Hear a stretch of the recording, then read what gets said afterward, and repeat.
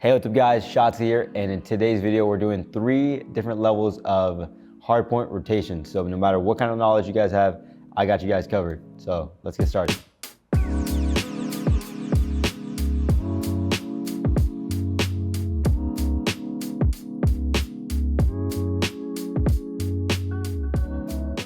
So for P1, obviously you have the good side, you get here before they do. So when you get into this hardpoint, they'll barely be entering from their train door, right? So all you really have to do is just stay in the building. Like there's literally just doors that they have to bust through. So honestly, you could just sit in these corners here, hold these angles. You could even shoot these. You could sit this door, or if you want to get fancy with it, you go all the way back here.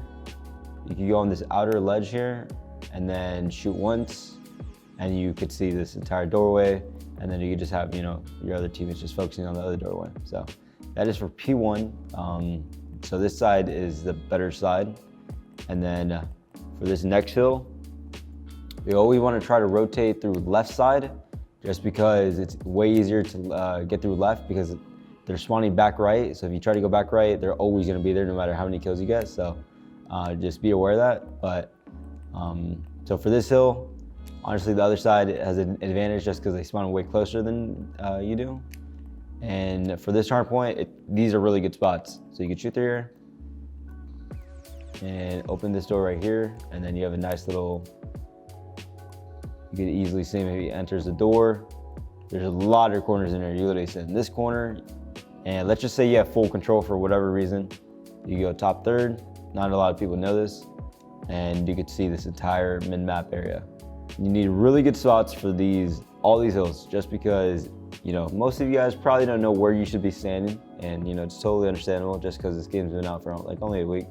So, so this angle is actually really good as well. If you jump on top of this little table and then go on top of these drawers here, you have a nice angle here. Like I said, with these spots over here, you can sit behind the bar, and you can shoot this little glass, and you can see if they, walk through the door as well. And all these spots are really crucial just because, you don't want your teammates standing here and then, this door is open or something and, he gets shots from the side. Because if you're in a corner, they have to find you. You don't have to find them. You know exactly where they're coming from, and it's just way easier on you guys. So just make sure you guys have really good spots on all these hills. Okay, so for this hill rotation, for my level 2 guys, obviously you guys probably don't, you guys are probably good at shooting and all that good stuff, but when it comes down to breaking stuff, you guys are probably clueless, which is understandable. So in order to break this hill, keep this in mind. So they spawn behind this hard point.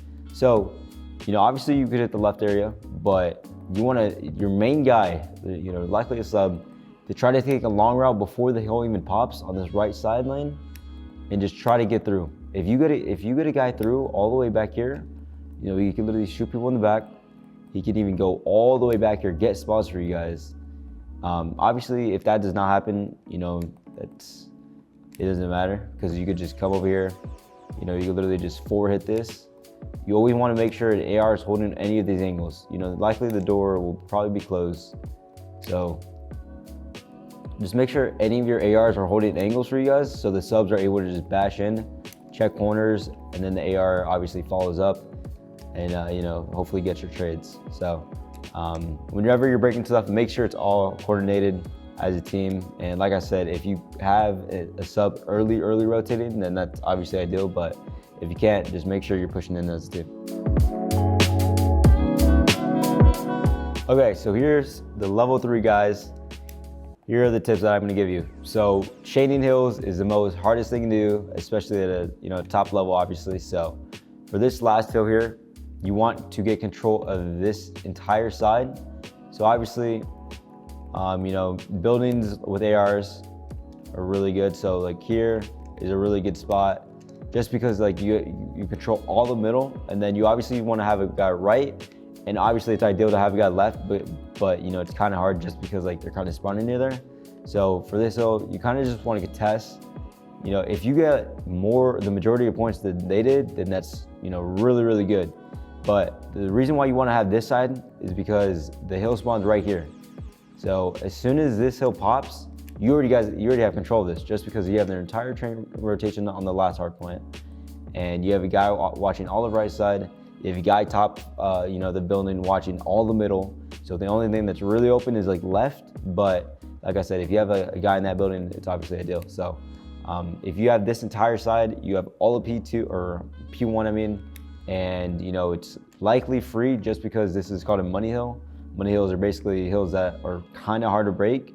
And yeah, so once you chain this hill, it's really, really easy as long as you're, just holding and you don't get broken easily. You want to have a guy with a sub early rotating on the deep left area. So I'll show you the route right now. You want to go all the way deep left. I'd say it's ideal to even go at 30, like honestly, because you want to flip the spawns like at the halfway mark, just because they won't really expect it, because at like 30 seconds, they're still trying to break the hard point, because 30 is 30. 30 is not like, 30 is, crucial time.